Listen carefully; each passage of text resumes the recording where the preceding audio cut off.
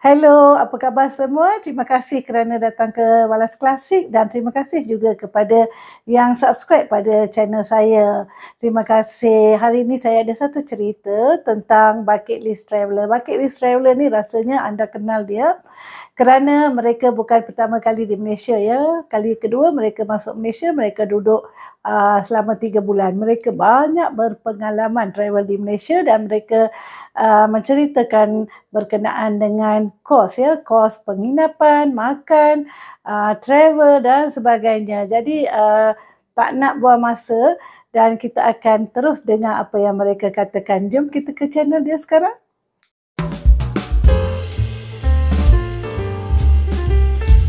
Are you looking for a great value holiday destination with tropical islands, vibrant cities, delicious food, and some of the friendliest people you'll ever meet?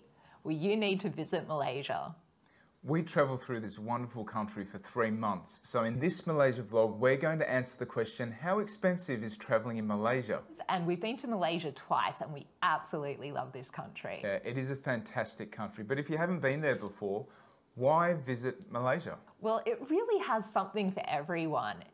It's got tropical islands, it's got jungles, it's got cities, and it's really quite an underrated destination compared to its neighbours Indonesia, Singapore and Thailand. Oh, for sure. And what is so amazing about Malaysia is that its diversity of food. You've got Chinese influences, you've got Indian influences, you've got traditional Malay influences, and it all accumulates into this just amazing culinary delight. Everything is just so delicious there. You will come back weighing a lot more than when you started. It is so worth it. And it is such a great value destination. We were just really surprised at how affordable it is to travel the country. The food's really cheap and you get a lot more bang for your buck in terms of accommodation compared to other places nearby. Another thing that makes it really easy to travel around Malaysia is that English is widely spoken. So if you are a little bit uncomfortable about going to countries where English isn't the primary language, then Malaysia is certainly a great option for you.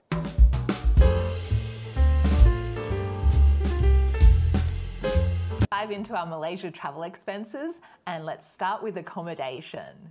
So we stayed at a big range of accommodation from the very cheap and cheerful all the way up to luxury accommodation, and we paid anywhere from $12 to $174 per night, and on average we spent $20 per night per person. Yeah, so our cheapest accommodation at $12, that was very, very basic. You can get extremely basic places in Malaysia for very cheap.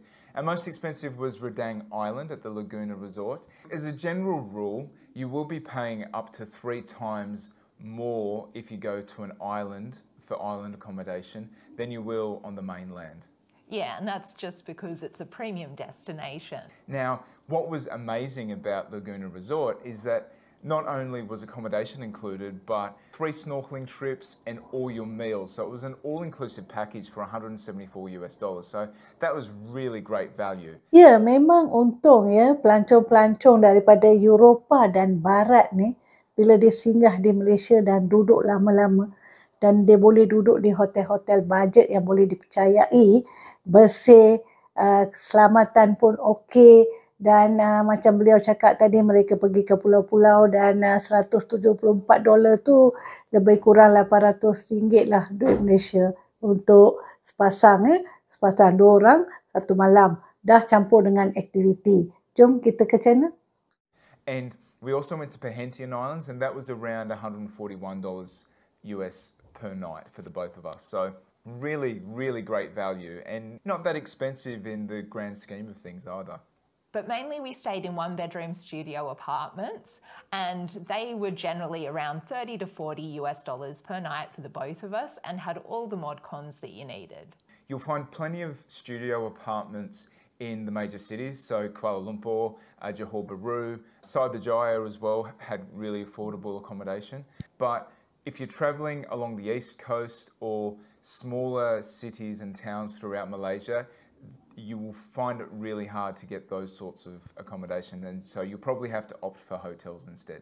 Yeah, and we found the cheapest places to stay for studio apartments were generally Johor Bahru and Cyberjaya was another really affordable destination. That's just outside Kuala Lumpur, between Kuala Lumpur and the airport, so it's quite a convenient location. Yeah, so that's our hot tip. So just as a general guide, for accommodation, if you're going to Malaysia on a budget, expect to pay around $4 to $14 per night for a bed in a dorm. For mid-range accommodation, you're looking at anywhere between $6 to $40 for a room or a studio apartment.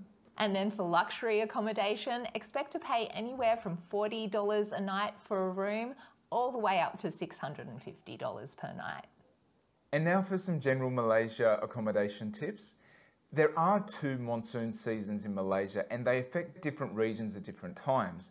So the best time to visit the east coast of Malaysia, as well as islands such as Perhentian Island, Tioman Island and Redang Island, is actually in the period between June and September. Now, if you want to visit Kuala Lumpur, the islands of Langkawi and Penang, then the best time to visit then is between December and March. And if you're looking to book accommodation online, the 2 biggest providers are Booking.com and Agoda. Now, we generally found Agoda was a bit cheaper than Booking.com. And if you go directly to the hotel, you might be able to get a cheaper rate, but you do have to weigh that up against the extra time to wait for them to get back to you. And not all hotels are great at responding to emails. We made good use of Airbnb during our time in Malaysia. So if you want a 1-bedroom studio, then Airbnb will have so many options for you. Now, as we said before, the 1-bedroom studio apartments are going to be in big supply in the big cities. However, you will find outside of the big cities that there isn't much stock when it comes to Airbnb, and you're going to have to go for a hotel. And from the start of 2023, Malaysia is starting to implement a tourist tax of 10 ringgit per night, which is around $2 US.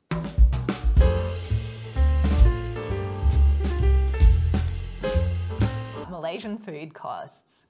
Food in Malaysia is so widely available, it's delicious, it's cheap, and the best value places are the food courts, or medan seleras, as they're known in Malaysia, or street food and night markets.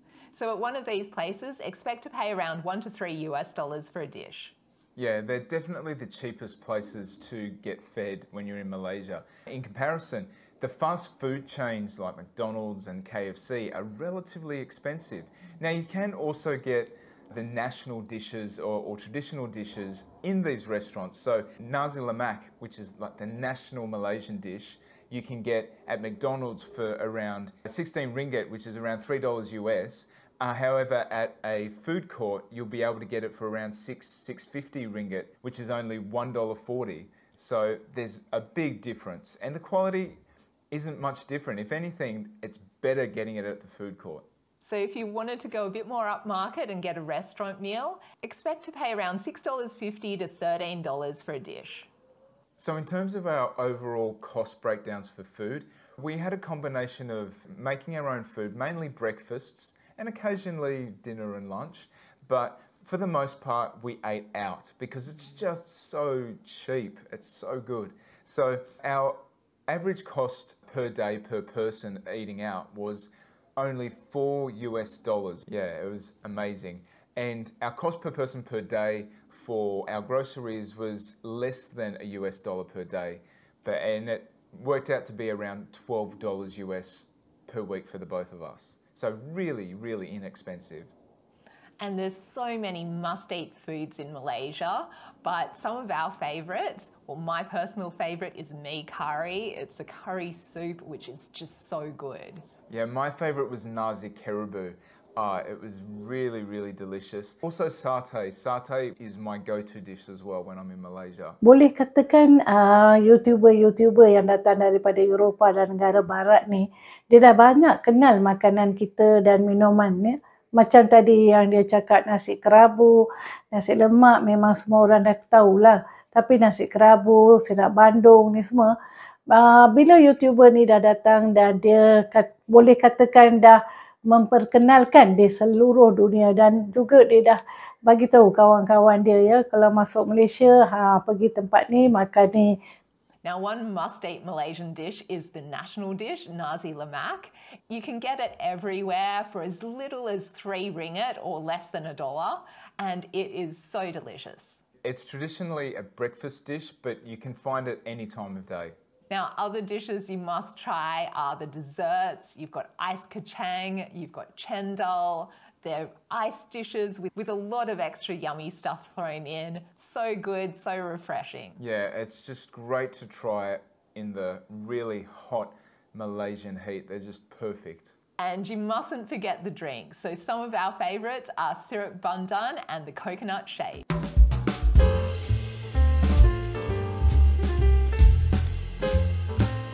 Transport costs. So transport in Malaysia is so inexpensive, it's really handy to get around. So we mainly took trains and buses to get across the country.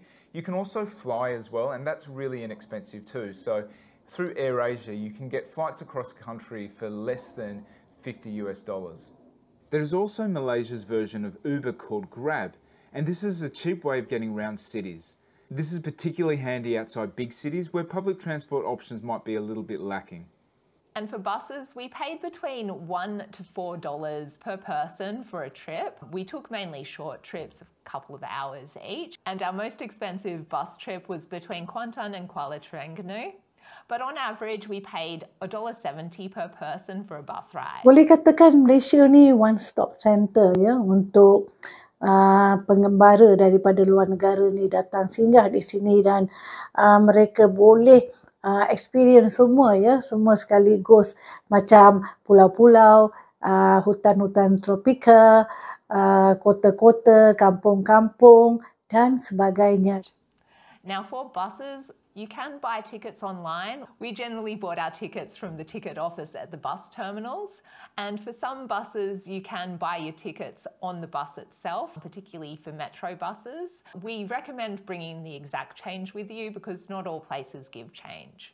So with the inner-city trains, we travelled from Johor Bahru to Kluang, and we also took the Malaysia Jungle Railway through the top part of Malaysia all the way through the middle, and it was so amazing. So we highly recommend that.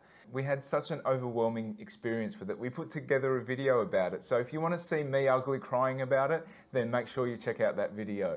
Now the prices are really inexpensive. So we paid between a bit under 50 US cents to $3 depending on the leg. And the trains from KL to the airport are also relatively inexpensive. So we went from Putrajaya to the airport and that was only $3 US per person.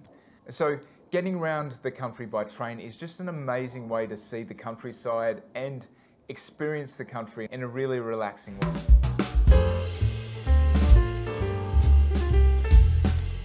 Activities in Malaysia. The cool thing about Malaysia is that there are a lot of activities that are for free. So for example, there's the Batu Caves in Kuala Lumpur, as well as a lot of other religious sites like the Pink Mosque in Putrajaya. These are all free activities to go and explore. Now there are plenty of paid activities as well. We found that generally there were more paid activities on the west coast of Malaysia, which we've done in a previous holiday.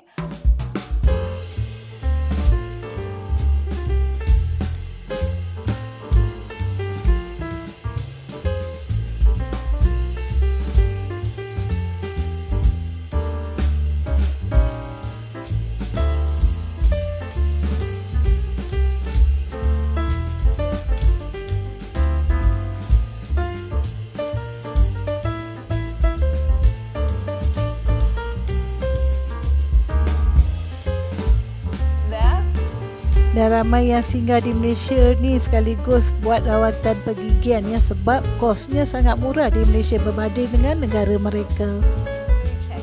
Okey, begitulah ya bucket list traveller, sepasang YouTuber yang telah datang ke Malaysia dan banyak pengalaman duduk di Malaysia untuk beberapa bulan dan memberitahu kita berkenaan dengan penginapan, pengangkutan, makanan dan sebagainya.